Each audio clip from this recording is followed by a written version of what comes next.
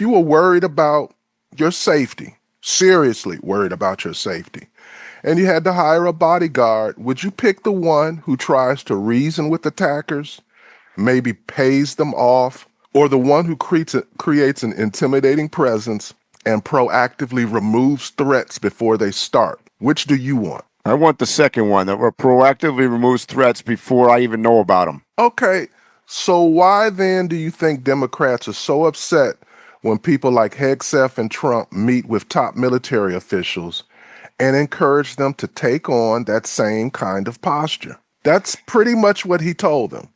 I think that the Democrats are upset because they hate Trump. I don't think they have a good reason. I listened to the Hegseth and Trump speeches at the summit. Yeah. Mm-hmm. And I got to tell you, Pete Hegseth, and maybe this is not surprising that he was a former television personality. He's pretty well spoken.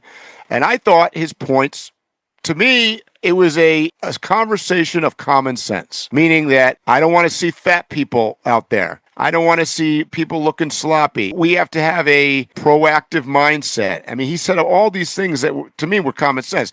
In fact, when he started talking about women in the military as an example, he very much said that he values women, but it's also common sense, which, by the way, he's like, look, when there's a physical activity, when there's a PT test, it should be at the standard of the successful male, let's call it, or at the minimum level of what a male should be, because at the end of the day, the enemy doesn't give a flying whether or not you're a female, you're a male, you're 5 foot tall, you're 8 foot tall. It doesn't matter.